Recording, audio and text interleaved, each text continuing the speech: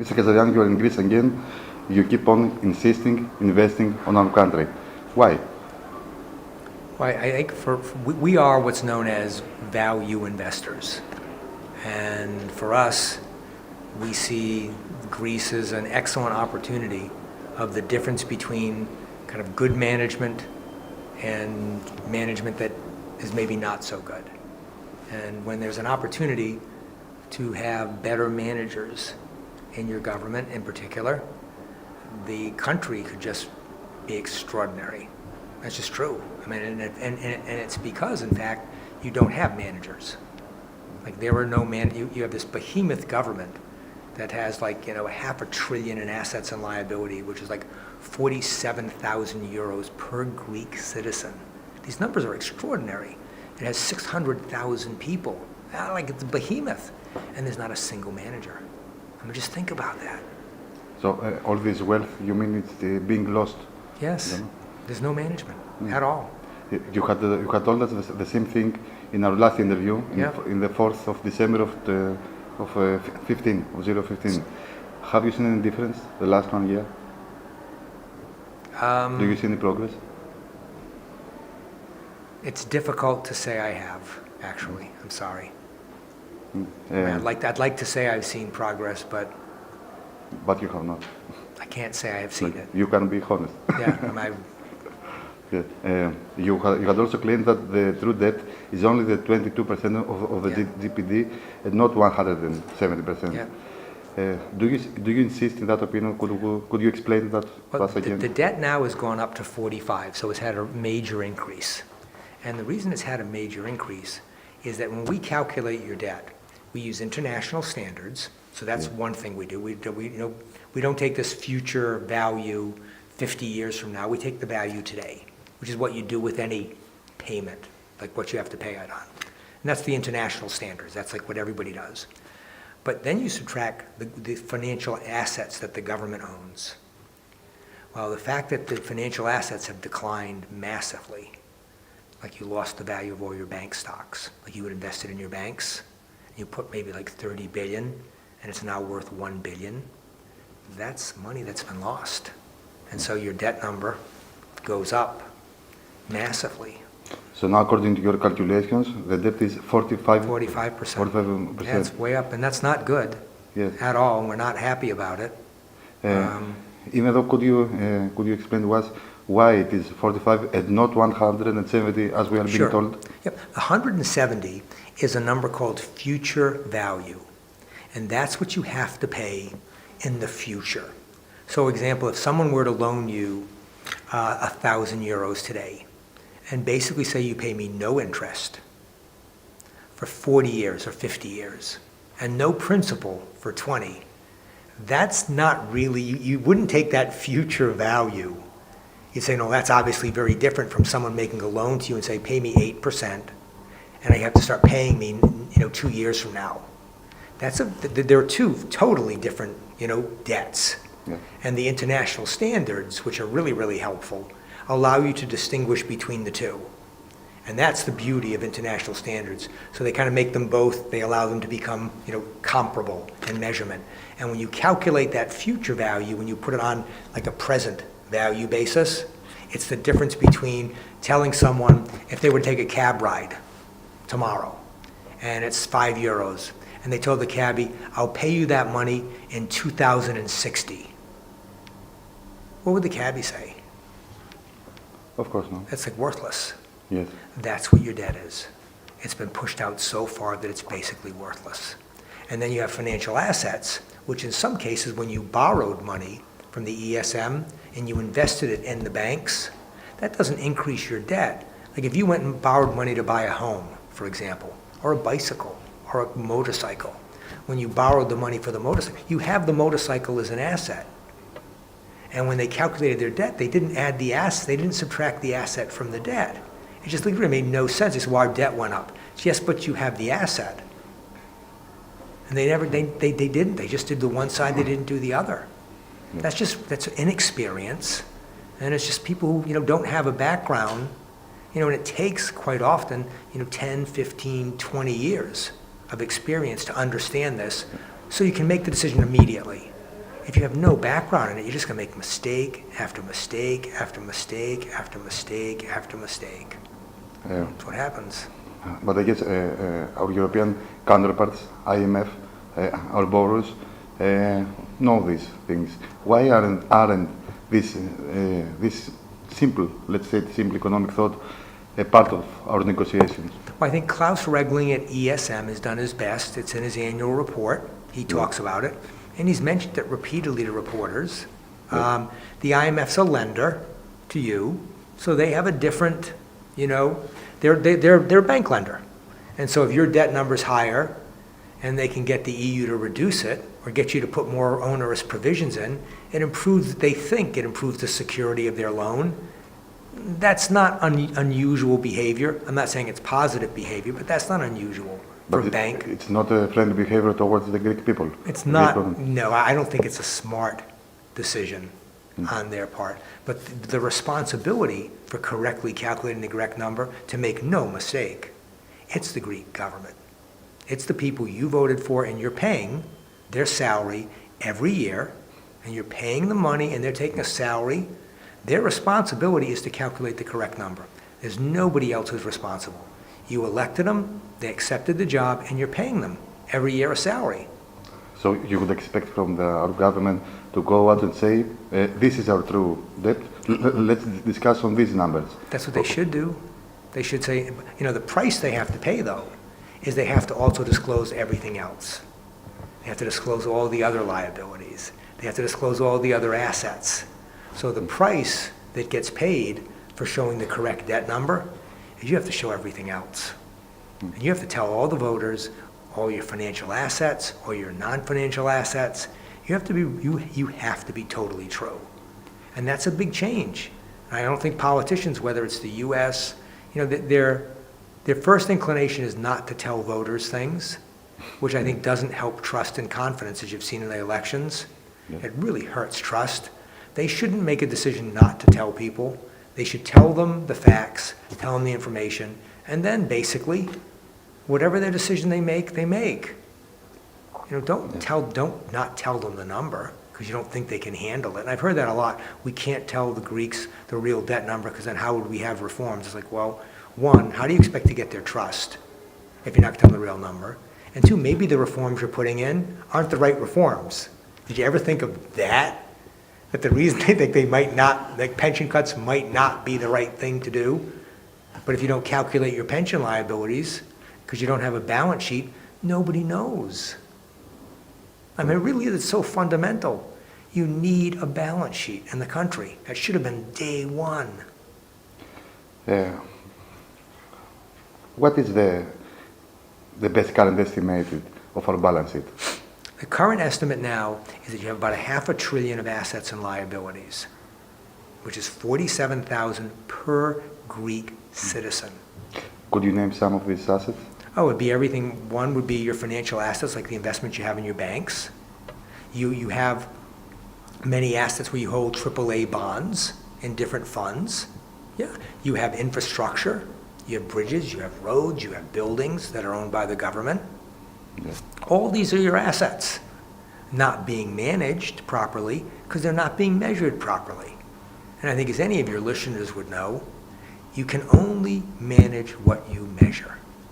If you do not measure it, you cannot manage it. It's impossible. Why do you think none of the Greek governments the last year is trying to measure them, and after that? I think it's a cultural issue of having grown up as a theoretical economist or academic. Well, you heard that panel. I don't know if you heard the panel today, but you could see the intellectual difference from an economist who only thinks from an economist perspective, or a politician who only thinks for a politician, or a rating person who only thinks about ratings. None of them have management background. None of them have finance background. You even heard like a derisive comment about accounting, like, oh, accounting. And like, you look at them like, you mean like accurately calculating your numbers? So they're transparent? Is that what you're dismissing? Like having honest, accurate numbers, you're like ridiculing? Come on. You don't do that. That's the starting point. So you believe that if everything that has happened to Greece the last years, the last decades, if these things happened in another country, let's say Italy or Germany, we will have another way of managing our debt? Well, for Italy or Germany, remember, they basically control the ECB. You don't. Or if you're a reserve currency like the US, you're not a reserve currency. You're just not. So it's maybe the justice of the powerful? Yeah, I mean, that's just reality. Tokyo, Japan's a reserve currency. You got these major economies that have a lot more debt than you do, but it's an issue of trust and because when you're a smaller country, you really need to be better than everybody else. When you're a smaller country, you need to pick the best role models. Your role model should be the best at transparency. So the first thing that you would propose to the Greek government, as far as I understand, is to hire good economologists. Good managers. Good managers. First step, I have three suggestions is one, be careful in picking your role models. Pick the good role models who've been transparent and accountable. Pick Switzerland, pick New Zealand, pick Canada, pick the UK. Don't pick the ones who have no trust and no confidence in the capital markets. Do you see that the Greek government is taking the wrong role models? I don't see them taking the right role models. Okay. And the second one is appoint your first professional. Just one. Show the world that you can appoint at least one professional person out of the 600,000 employees you have. Appoint one senior professional. Show them you can do it. Show them you can do it. Like someone who's really people will go, awesome hire. Like when you have a good football team and they pick a really good manager or people know. You want one, just pick one really good one who knows transparency, knows how to do a balance sheet, knows how to manage. Show them you'll hire someone other than your friends. Show them you can do it. And then get the balance sheet. Get that balance sheet done. Start with the balance sheet. That's where you have to start. And it's all really fast. They get the role model you pick every day. That's like every day. Like when you and I talk, you make decisions of your role models. Hiring someone, appointing someone who's really capable, that can be done in a week. It's a single decision. No political authority, no legislative power, pro bono position, which means he or she does it for free for 2 years, which a lot of people will do just for the challenge of putting on their resume that they actually did something that other people thought was impossible. Yeah, there's a lot of people, not a lot, but there are people who would love that success. They'd go down in the history books. They really would. Are you optimistic about our country? We're long-term investors. That's what we do. Have you regretted your investment in Greece? This is what we do. Do you believe you will get your money back? Oh, we've, from an investment point of view, remember we bought at such a low price. So, that's not an issue for us. Yeah, for you're still paying, like us and others, 7% when Portugal's paying 1%. Like, what are you paying 7% for? You shouldn't be paying me 7%.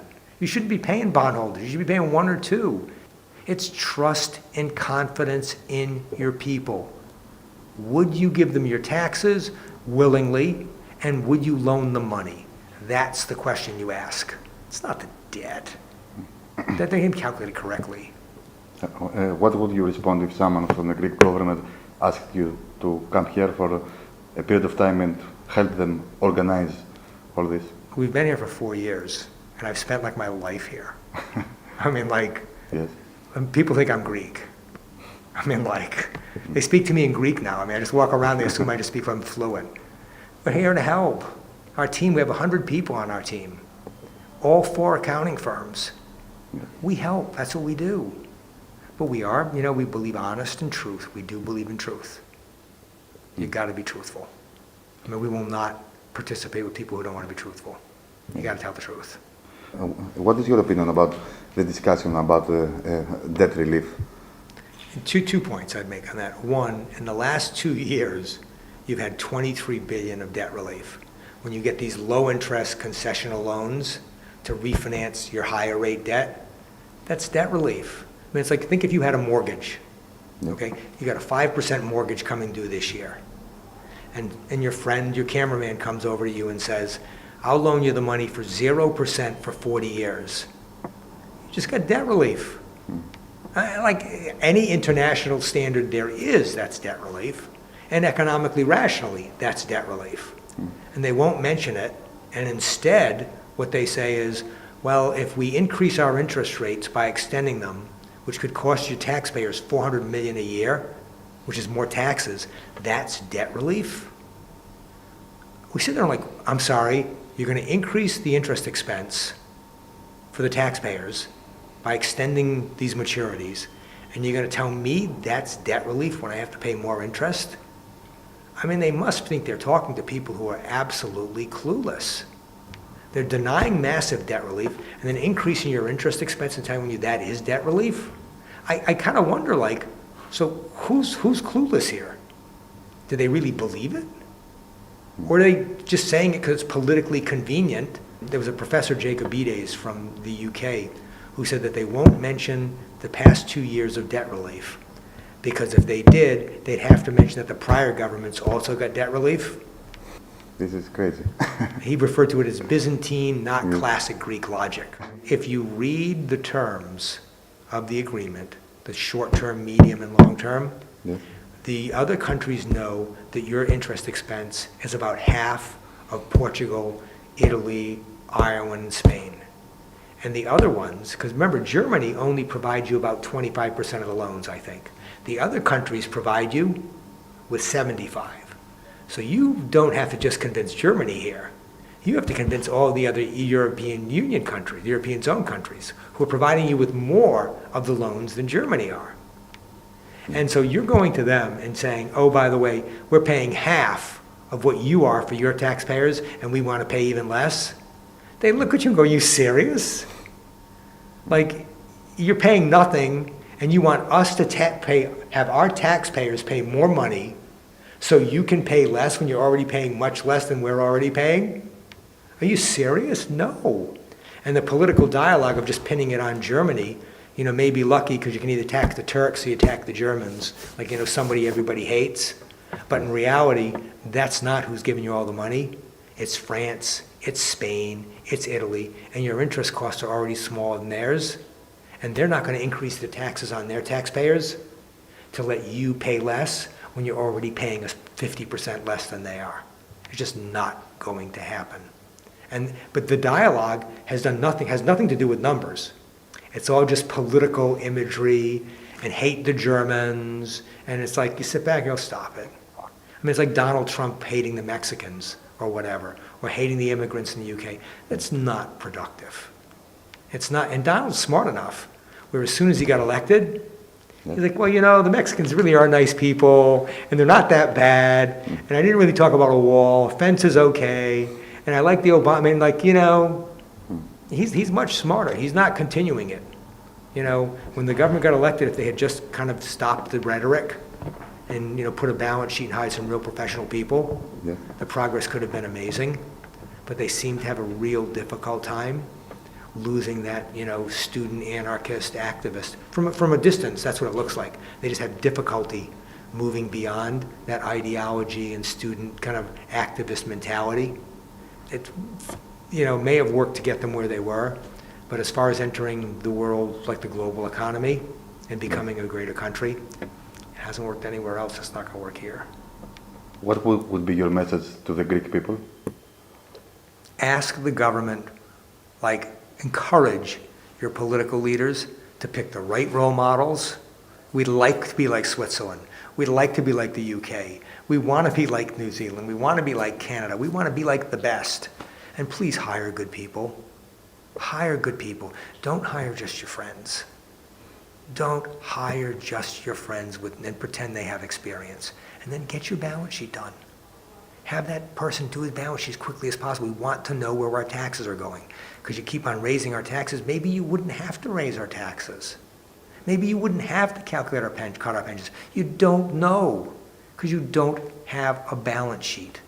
That's what we've learned from all the other countries over the 4 years. They've all told us the same thing. Start with a balance sheet, abundantly clear. Don't do theory, Don't talk about, you know, judicial systems. All that stuff is super, super hard and very, you know, contentious. Get your balance sheet done. Thank you for Thank you. our very interesting. Now look,